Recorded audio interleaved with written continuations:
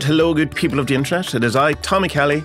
This is Adventures in Woo Woo, and welcome to what I'm terming Interlude A. Why is it an interlude? Well, you see, I have somewhat of a plan of the various different topics and things that I want to talk about on the podcast in general, and there's kind of these bigger episodes. And this isn't one of them.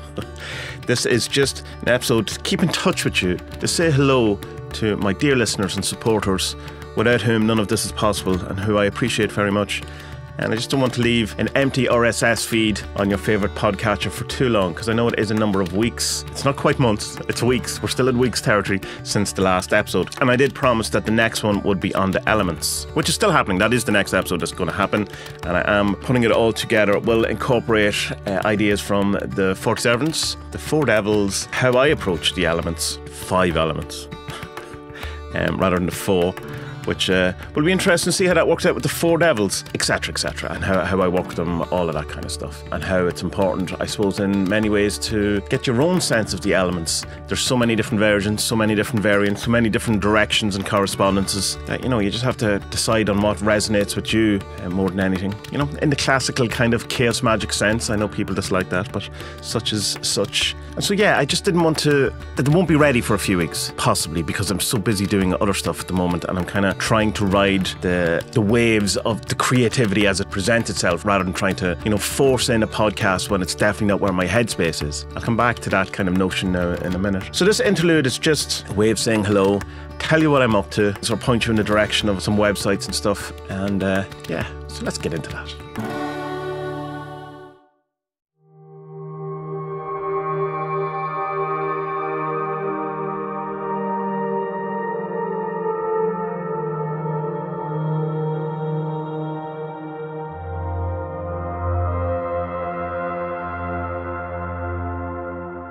So I suppose the first thing I should mention is that what is the overall plan for what I'm doing here with the podcast.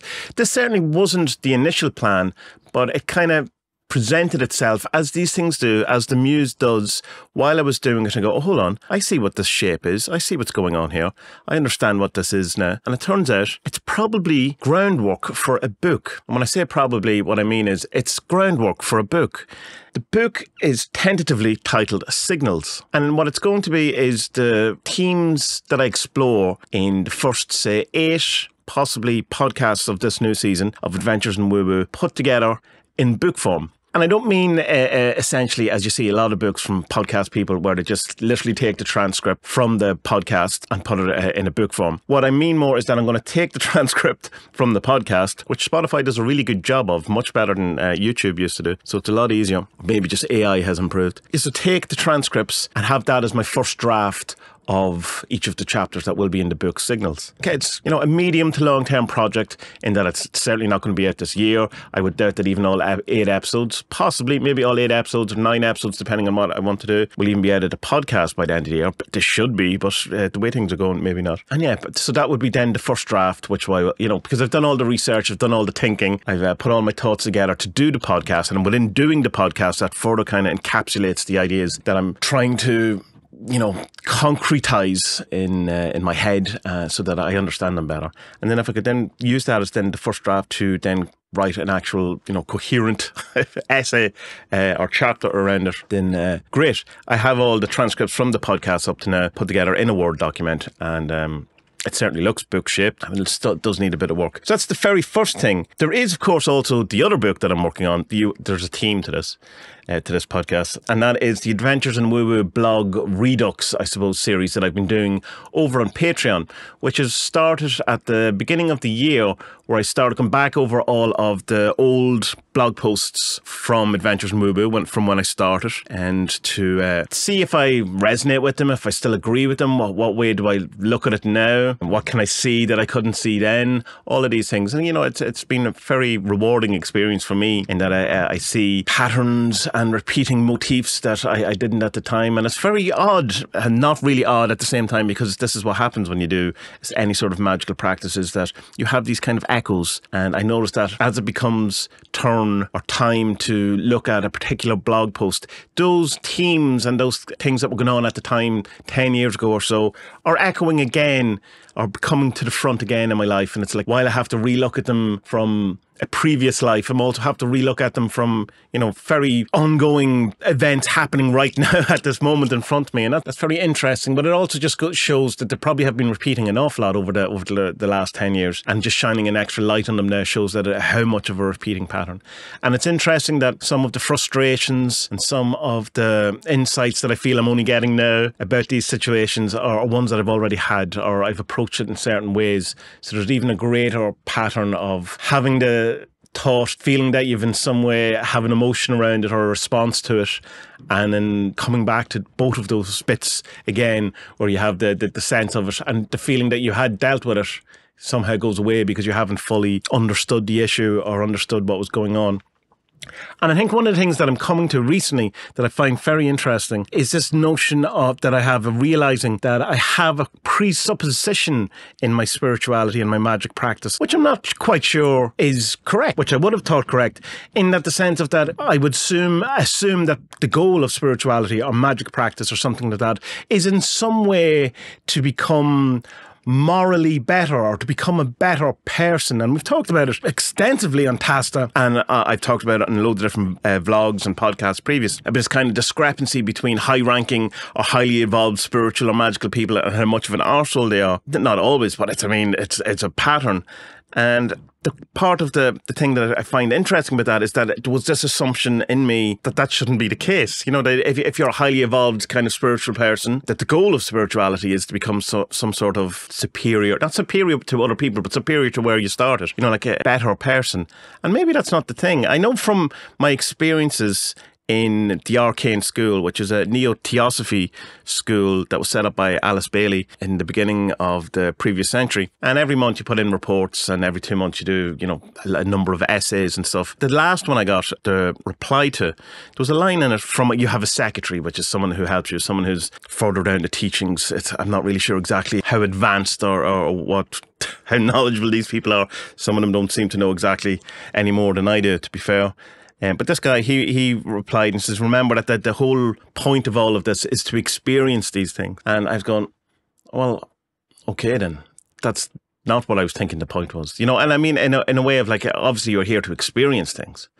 But that's the point of it, not to overcome it, not to sort it out, not to necessarily understand it, not to transcend it, not to escape from it, not to bind it, not to whatever, cast it aside or any of those things, but just that the point is to experience it, which is weird in the sense of, because the whole point, I suppose, well, of theosophy is this evolutionary creative impulse out and its self-expression and all of those things. But it's the expression and to experience the expression rather than to get to the end, rather than to sort it out. And it does fit in very nicely with the whole, you know, this is the nature of the place in which we find ourselves, which I've talked about before on the podcast here around that was one of the messages that I got from divinity during some sort of vision or experience or something like that. And I was kind of saying that there's always this looming apocalypse. This place is not something to be solved. You know, there's never going to be a point where we go, all right, we've done it all. We've solved all the problems. Now let's just sit here and enjoy it. You know, this place is a place of continual turmoil, movement, stretching, you know, disaster, creativity, you know, movement, but the opposite of conservatism or stagnation or anything. There's always going to be something. And within that, how could you possibly solve it or become a perfect person, if you want, in that seems so movable and fleeting and ephemeral, which is something also that Black said to myself and Spud in one of the visions, or one of the communications that we had with Black. Black has been on my mind recently because I have been putting together a notebook where I'm writing down everything, all the communications and all the symbols, drawing all the pictures, doing all the things in my own hand, rather than having it as like a transcript or, you know, in Word or whatever it is that you can look through, which it was very, very helpful, because once you have all of that stuff in one file, you can do a search and see where things kind of bounce off each other, or where, you know, where things are related to that you might have missed. But he does mention that he says that being honest is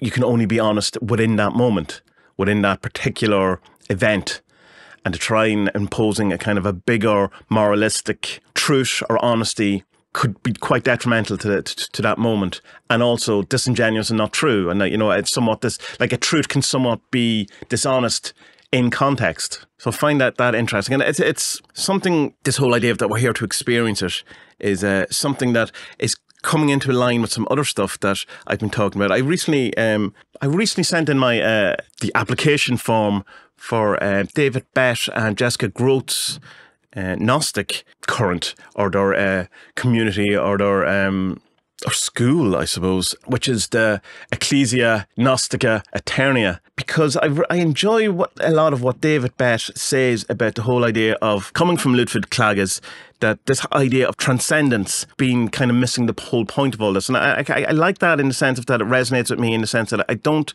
one of my main issues with a lot of spirituality and the illusionary type stuff, the Advaita Vedanta stuff, or a lot of the New Age stuff that, we are living in an illusion, none of this exists, you don't exist, suffering doesn't exist, there's no person there, there's no knower, there's just a thing happening.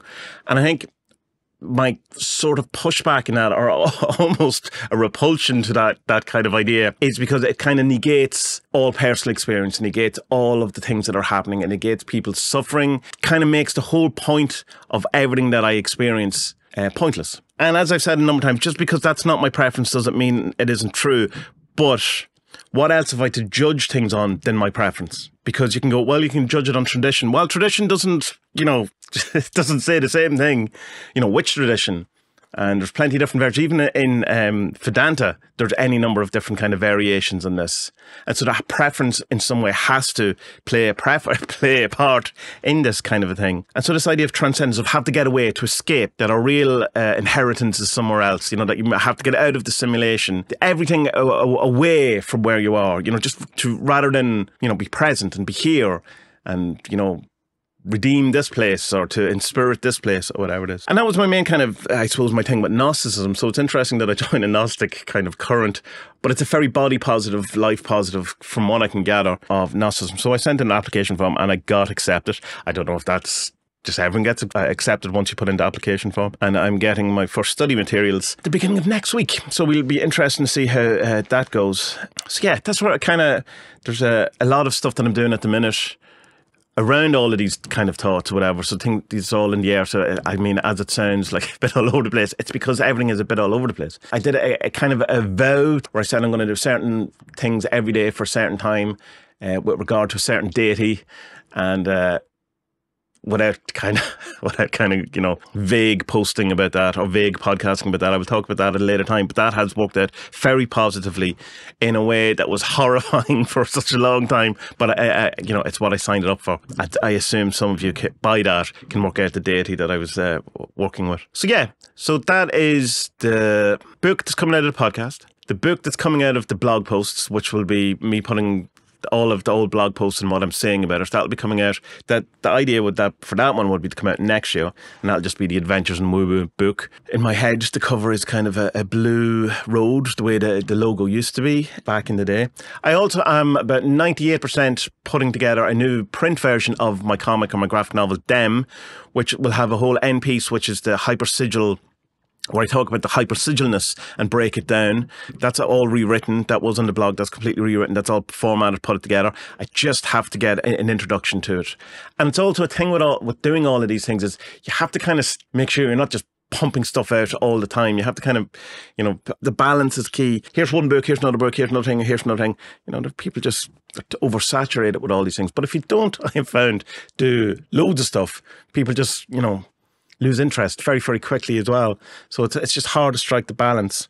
So it's knowing when to release these things. So everything's in the works. Everything's kind of there. Everything is nearly done, because I work on so many things at different times, just releasing them, kind of dripping them out, whatever. And the other thing I'm releasing at the minute is the Four Devils chapbook, which is I'm putting together a very small book about the Four Devils, which includes 2 rituals for each devil, banishing rituals, a bit more information, correspondences, updates to a couple of the essays I've written about the Four Devils. And that's coming along. There's loads there. So what I decided to do, rather than just having it sitting on my hard drive, is that I'm going to kind of serialize it on my Patreon as well. So I put up the first post around that yesterday, and that seems to be quite popular. So there's plenty going on there. Turbine Syndrome, also my latest comic, I started back work on big time. That was the thing that I was mentioning earlier on, which is trying to kind of ride the current wave of the current muse, if you want, or the way creativity is kind of presenting itself rather than trying to force something. I've spent a long kind of break from turbine syndrome. And I suppose if you asked me the reason why that was, I can say it's because it's so much work. It's so much work. And the reward in the sense of the monetary financial reward is so low, which of course don't do any art for money. But it just means that I don't have the luxury of spending as much time as I want on that as the other stuff that does make money, because I need to eat, I need to pay bills, I have all the same kind of money issues that everyone else has, and so I just don't have the luxury. But I think there was also an element of it that it just wasn't the right time, because when it did come back, it kind of came back very quick, and it was like, here we are, this is happening now.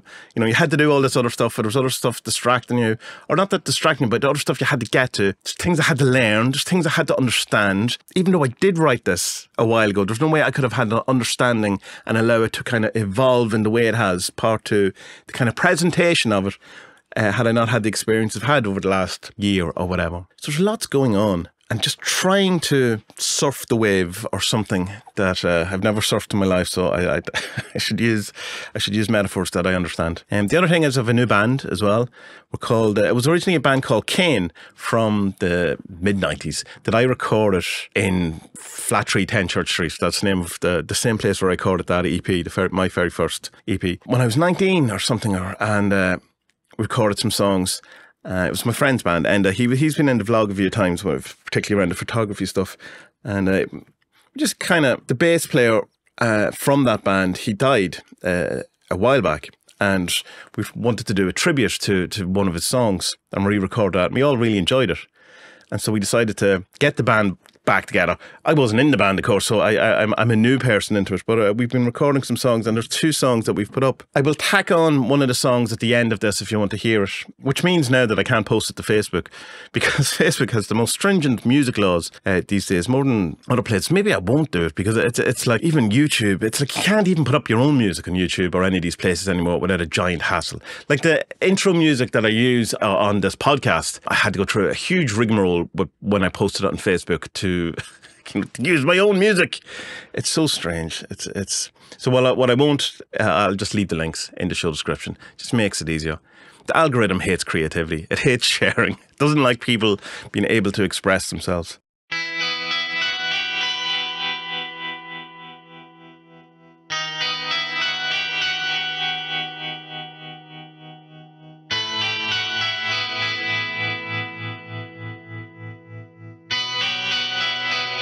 The last thing I want to talk about before I go, this was meant to be short, and it's probably not as short as I intended, is I was going back to black, and I was talking about the fact that I had been writing all of the stuff and making, putting it all down in my own hand to try and see if there was any new connections, or was I missing something? Because there was definitely times where I was saying, no, go back, I've said this to you before, or whatever. And loads of kind of insights, loads of things that I didn't realise about it, loads of understanding stuff now. But that also comes with time as well, in that some of the lines you go, what is that about? Well, I know what it's about because subsequent events or subsequent insights or understandings have happened since that was said that allows me to understand what it was. And so you would have to assume, if this is a genuine communication, and let's for the moment just say it is, put to one side any of our doubts, then it seems to have come from not the future, but outside of time in some way. I was able to predict or understand something from a different perspective than I could. But one of the things in the very last communication that we had with Black, when he talks to me directly, he says, my question was, what should I know? And part of it was, there is more. This is Black. And I've said it before, but I don't know you've heard. So go back. It's not a test for you, just a wisdom. Wisdom with a W, once given 1,000 times. Black has said a number of times to go back that either I haven't realised something or we haven't or whatever.